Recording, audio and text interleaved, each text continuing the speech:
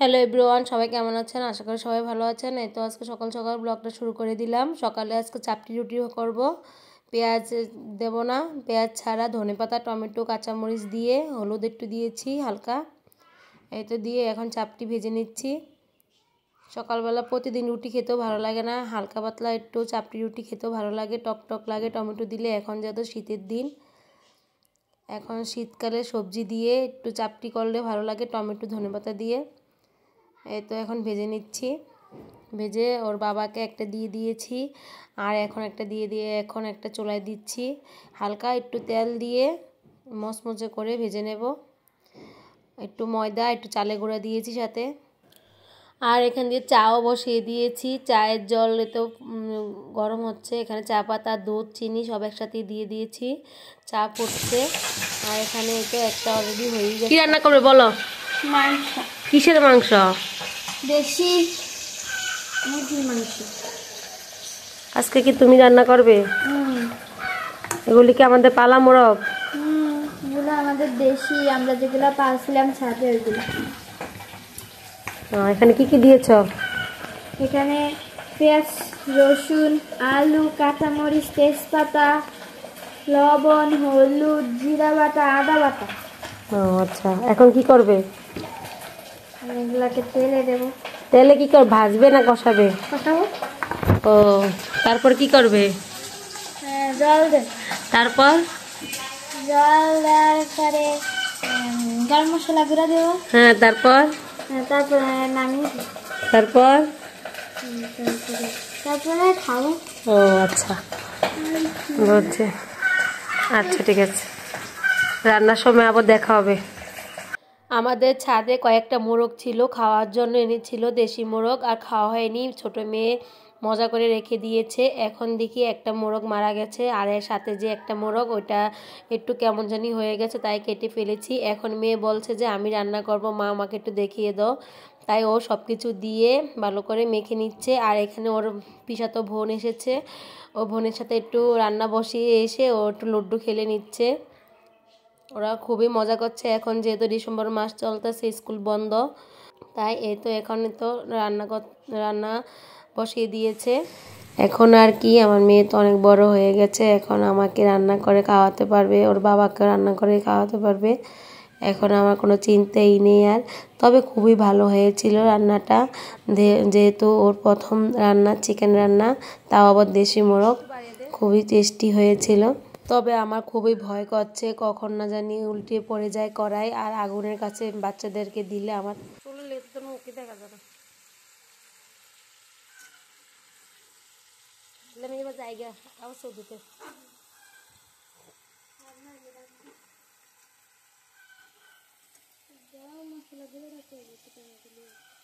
দিবি, কফি কোটাটা অল্প একটু দিবি।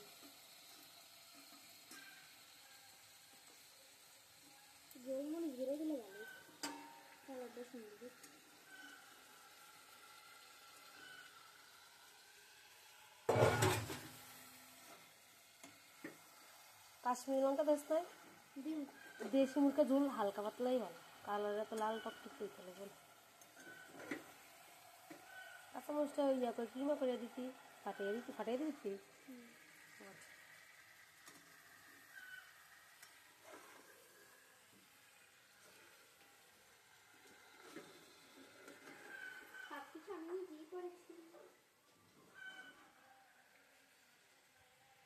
তাকাও এখানে।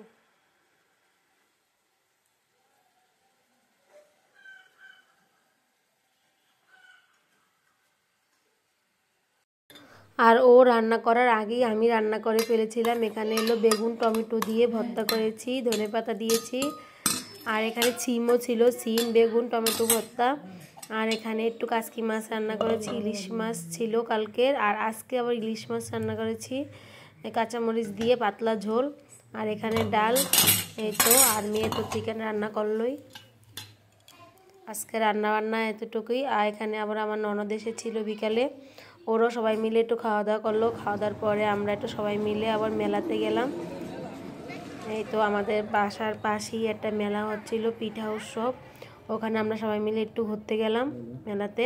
এটা হলো চাঁদপুর শহীদ মিনারের মাঠ। এখানে যে শহীদ মিনার আছে ওখানে মাঠে প্রতি বছরই একটা বাণিজ্য মেলা হয়। এবার আর বাণিজ্য মেলা হবে না, তাই সবাই মিলে পিঠা উৎসবের অনুষ্ঠান করছে। তাই আমরাও একটু ঘুরে দেখতে আসলাম কি কি বিক্রি করছে। আর মেয়েরাও বলছে যে চলো আমরা একটু যাই, ভাগ্নিরাও এসেছিল।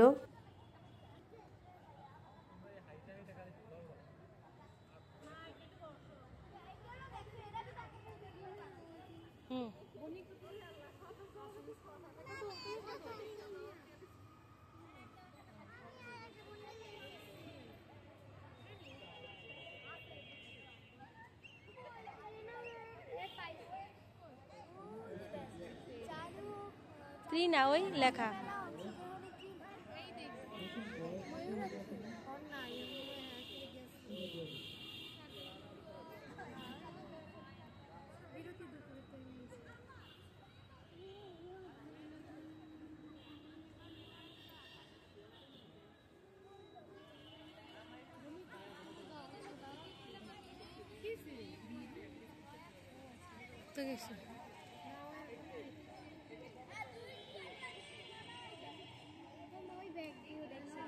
কোন ব্যাগ? আয় দেখি আগে গুইরাটা লোটা।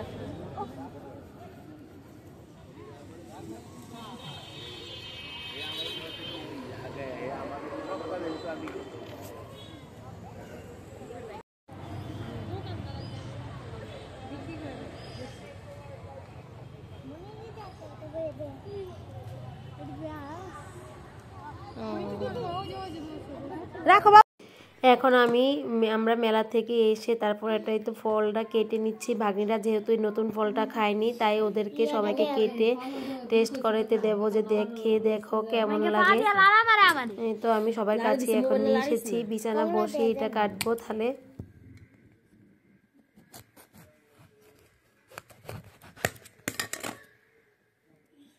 নতুন ফল খাইয়া দিম তো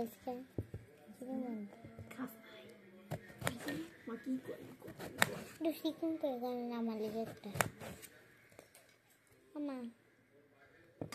আমার লেগে আচ্ছা এটা সিগুন করে কাটতেছি গিয়ে খাইয়া পর দেবো কাটিচ্ছা।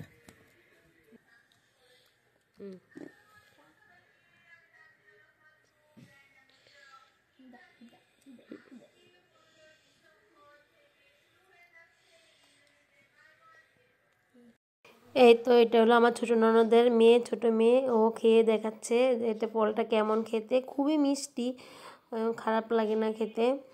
তো এখন আবার আমরা বাসা থেকে রেডি হয়ে রেডিতে ছিলামই। তারপর আবার এখন বেরিয়ে গেলাম জুতা কেনার জন্য। ভাগ্নিও জুতা কিনবে, তারপর আমিও এক জোড়া জুতা কিনে নিয়ে আসলাম। তারপর ও আবার একটা বড় ভাগ্নি আবার একটা জামার কাপড় কিনবে। জামার কাপড়ের দোকানে গেলাম। চলো তারপর আমাকে ছাড়া ও মার্কেটে যায় না। এই তো আমরা আবার এখন আবার জামার দোকানে যাব। জামা তো ওর পছন্দই হচ্ছে না, অনেকগুলো জামা নামিয়ে ফেলেছে। এগুলি খুবই দামি জামার কাপড়। ভিডিও ভালো লাগলে সবাই লাইক করবে, শেয়ার করবে, কমেন্ট করবে। সবাইকে ধন্যবাদ।